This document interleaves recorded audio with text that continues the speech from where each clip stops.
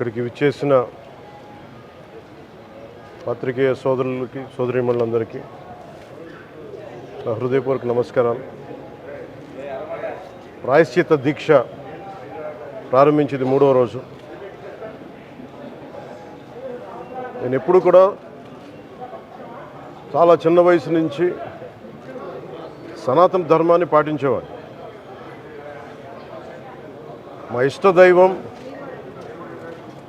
ఆంజనేయ స్వామికి ఎప్పుడు రామభక్తులం. మేము ఎప్పుడు భక్తి, ఆధ్యాత్మికత ఇవన్నీ కూడా ఇంట్లో ఇది మా స్వవిషయం అని చెప్పి ఎప్పుడు దీన్ని లోపలే పెట్టుకుంటాం తప్ప, లేదంటే అవసరమైన సమయాల్లో, పూజా సమయాల్లో, పండగల సమయాల్లో చెప్పుకుంటాం తప్ప దీనిని ఈ రకంగా చెప్పుకునే పరిస్థితిని ఎప్పుడు మేము అలవాట్లేదు. ఈ సగటు హిందువులో ఉన్న విధానం ఇది. ఎందుకంటే ఈ దేశంలో ఉన్న సగటు హిందువుకి ఎప్పుడు భయం ఉండదు. సగటు హిందువుకి ఏ రోజు కూడా ఇంకొక మతం మీద కానీ ఇంకో వ్యక్తి మీద కానీ ద్వేషం ఉండదు. విజయనగర సామ్రాజ్యం నుంచి అరబిక్ వ్యాపారులు ఇక్కడ గుర్రాలని అమ్ముకోవడానికి వచ్చి, విజయనగరం మహారాజుల గొప్పతనం ఏంటంటే సనాతన ధర్మాన్ని పాటించే వాళ్ళు గొప్పతనమైన వాళ్ళు వచ్చి అడిగింది ఏంటంటే, మాకు ప్రార్థించుకోవడానికి మాకు మస్జిద్ లేదు అంటే ఆయన కోట ప్రాంగణంలో మస్జిద్ కట్టించారు. సనాతన ధర్మాన్ని పాటించే వ్యక్తి తాలూకు విలక్షణం. అలాగే అనేక మంది సంస్థానాలు కానీ అందరూ కూడా పోర్చుగీస్ నుంచి వచ్చినా, ఎవరు వచ్చినా, క్రిస్టియానిటీని తీసుకొచ్చినా కానీ అందరికీ సమానంగా ఈ దేశం తీసుకుంది. పార్సీల్ని తీసుకుంది లోపలికి, జొరాస్ట్రియన్స్ని తీసుకుంది. ఏ మతం వచ్చినా లోపలికి తీసుకుంది, ఇముడ్చుకుంది తప్ప ఇంకో మతాన్ని ఎప్పుడు ద్వేషించాల.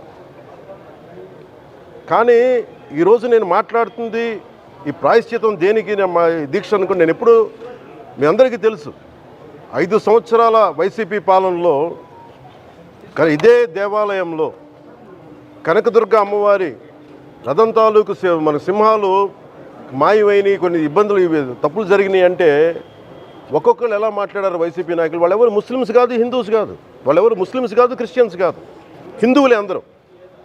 పొద్దున్నేస్తే తాళ్ళు కట్టుకునేవాళ్ళు, బొట్లు పెట్టుకునేవాళ్ళే. కానీ ఒక తప్పు జరిగింది, ఒక అపవిత్రం జరిగింది అంటే పదవులు అనుభవిస్తూ ఉన్నవాళ్ళు, పొద్దున లేస్తే గుళ్ళకి వెళ్ళేవాళ్ళు, వీళ్ళు అపహాస్యం చేస్తూ ఉన్నారు, వీళ్ళు వెటకారం చేస్తూ ఉన్నారు.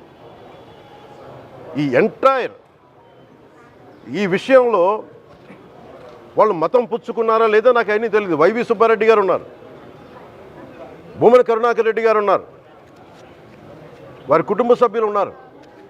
ఎవరైనా సరే మీరు మతం పుచ్చుకున్నారా లేదా నాకు తెలియదు. అవన్నీ అది మీరు బయటికి చెప్పుకుంటారా లేదు నాకు తెలియదు.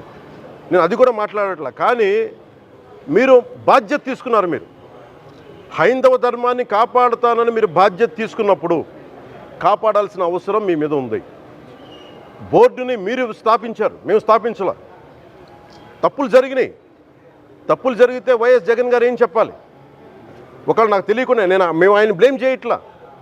కానీ మీ ఆధ్వర్యంలో జరిగింది, మీరు కాన్స్టిట్యూట్ చేసిన బోర్డు వల్ల జరిగిన తప్పిదాలు ఇవి.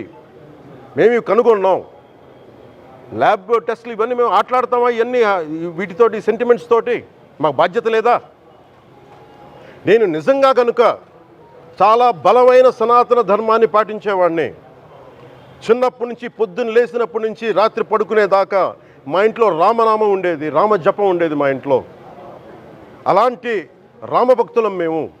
కానీ రామతీర్థం విగ్రహాన్ని, రాముడి విగ్రహాన్ని శిరచ్ఛేదం జరిగినప్పుడు ఒక సగటు సనాతనవాదిగా, సగటు హిందువుగా, సగటు రామభక్తుడిగా బయటకు వచ్చి చాలా గొడవలు చేయగల సత్తా ఉన్నవాడిని గుర్తుపెట్టుకోండి.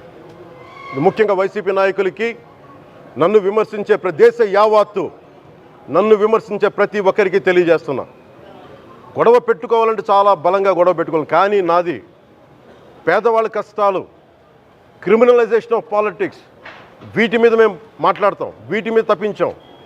ప్రజలు బాగుండాలి, కాన్స్టిట్యూషన్ వాల్యూస్ని అప్హోల్డ్ చేయాలి, రాజ్యాంగం బాగుండాలి, వీటి కోసం తపన పడేవాళ్ళం.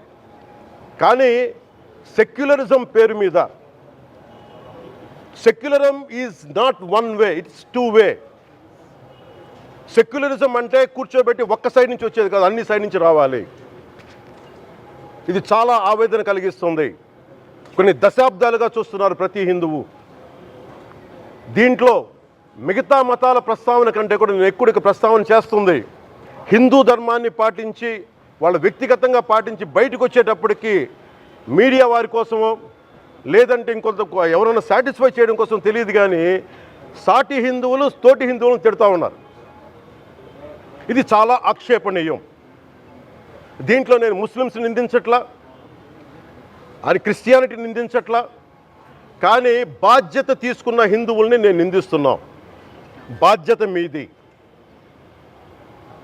మీరు యథాలాపంగా వచ్చి ఇది పొలిటికల్ పదవులు విగ్రహాలు పోతే మేము ఇల్లు కట్టుకుంటాం వాకిళ్ళు కట్టుకుంటాం, ఏం మాటలవి?